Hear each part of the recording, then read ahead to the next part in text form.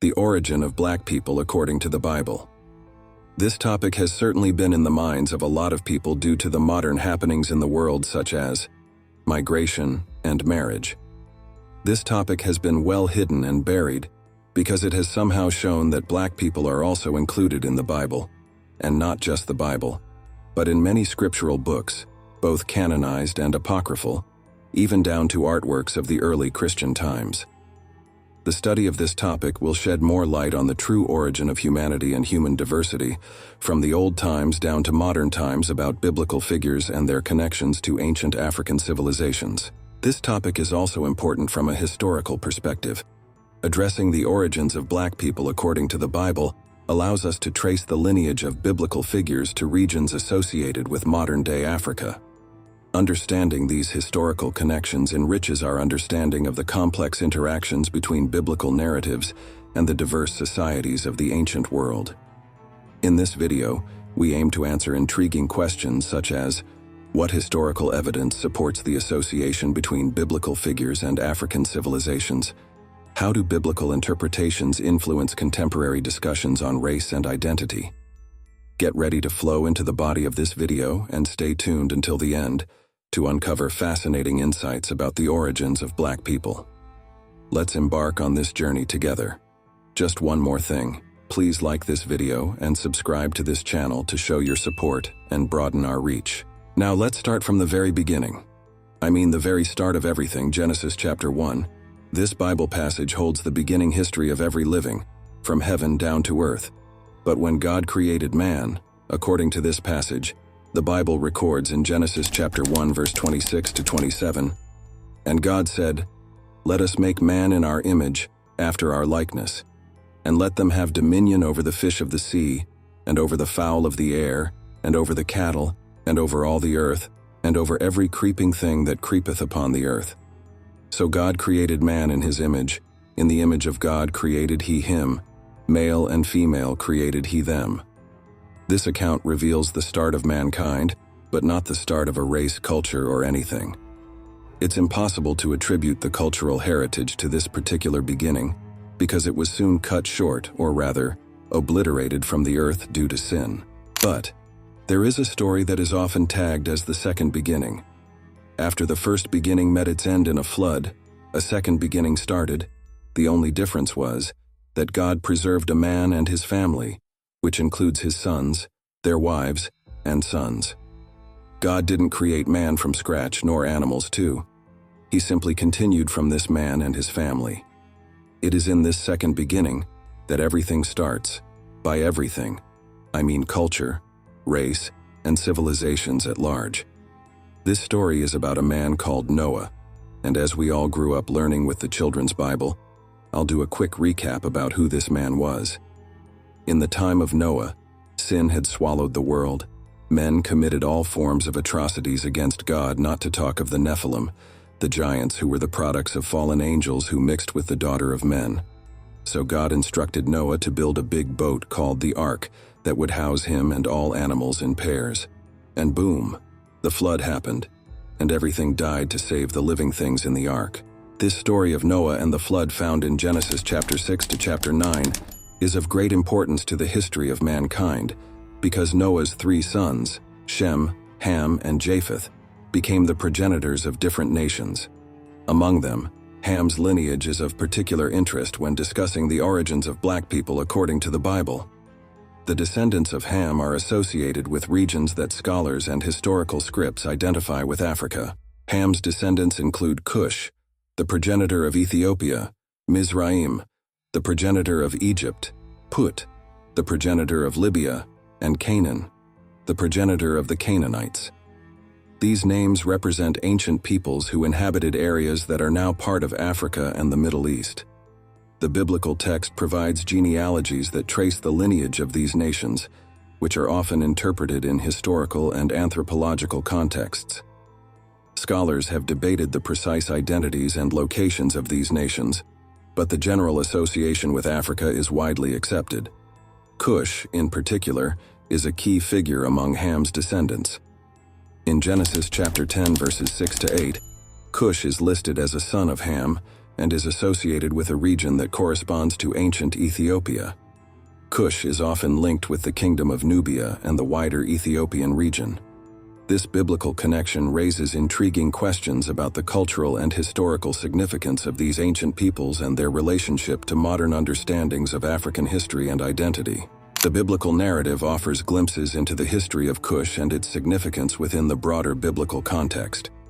For instance, Cush is mentioned in various prophetic texts, such as Zephaniah chapter 3 verse 10, where it symbolizes distant lands that will eventually worship God. Additionally, the mention of Cushite individuals in the Old Testament, including notable figures like the Queen of Sheba, seen in 1 Kings chapter 10 verses 1 to 13, further emphasizes the cultural and political influence of these ancient African kingdoms. This is just one of the aspects of the history of black people, but another surprising one is Moses marrying a black woman, or as the Bible put it, a Cushite woman. In Numbers chapter 12 verses 1 to 10, Moses' sister Miriam and brother Aaron criticize him for marrying a Cushite woman. This episode not only reveals Moses' interracial marriage, but also suggests that the Cushites were distinct from the Israelites in terms of appearance. The story of Moses and his Cushite wife is a fascinating glimpse into biblical attitudes toward race and ethnicity. In Numbers chapter 12 verses 1 to 10, Miriam and Aaron criticized Moses for marrying a Cushite woman, which leads to God's intervention and condemnation of their actions. First, the mention of Moses' Cushite wife suggests that the Cushites were distinct from the Israelites in terms of ethnicity and possibly appearance. This raises questions about the racial diversity within the ancient Near East and the attitudes toward interethnic relationships during biblical times. The fact that Moses' marriage to a Cushite woman is mentioned without explicit condemnation implies a level of acceptance within the biblical narrative. Second, the response of God to Miriam and Aaron's criticism emphasizes the equality of all peoples before God. In verse 3 of Numbers 12, God explicitly states, "Now the man Moses was very humble, more than any man who was on the face of the earth." This declaration underscores Moses' character and suggests that God does not discriminate based on ethnic or racial backgrounds. Third, the episode serves as a reminder of the broader theme of inclusivity within the biblical narrative. Throughout the Old and New Testaments, there are numerous examples of individuals from diverse backgrounds playing significant roles in God's plan. The story of Moses' Cushite wife reinforces the biblical principle of embracing diversity and rejecting prejudice based on ethnicity or racism. The Bible contains several passages that indirectly reference skin color or ethnicity, offering insights into ancient perceptions of physical appearance. One such passage is found in the Song of Solomon, where the bride describes herself, "I am very dark, but lovely, O daughters of Jerusalem, like the tents of Kedar, like the curtains of Solomon." Song of Solomon chapter 1 verse 5. This poetic imagery reflects a positive affirmation of dark skin, challenging modern interpretations that associate biblical beauty standards solely with lighter skin tones. In Acts chapter 13 verse 1, we encounter another intriguing reference to black identity in the New Testament. The church in Antioch included prophets and teachers, among whom was Simeon, who was called Niger. The term Niger is Latin for black, suggesting that Simeon was likely a person of African descent. This Bible passage shows the diversity within the early Christian community and underscores the acceptance of individuals from various ethnic backgrounds. Simon of Cyrene is described in the Bible as a passerby who was pressed into service by the Roman soldiers to carry Jesus' cross. He is mentioned in the Gospels of Matthew, Mark, and Luke. Although there is no detailed physical description of Simon, he is traditionally believed to have been an African man from Cyrene, because Cyrene is modern-day Libya. He is likely of Jewish descent since he was traveling to Jerusalem for Passover. The inclusion of these passages in the biblical text indicates a nuanced perspective on race and ethnicity. While the Bible does not provide exhaustive treatises on these topics, it offers glimpses into the diversity of ancient societies and challenges contemporary stereotypes about race and beauty. These passages invite readers to appreciate the richness of human diversity as part of God's creative design. In contemporary discussions about race and biblical interpretation, it's essential to approach these topics with sensitivity and humility. The Bible presents a complex tapestry of human experiences, reflecting diverse cultural contexts and historical realities.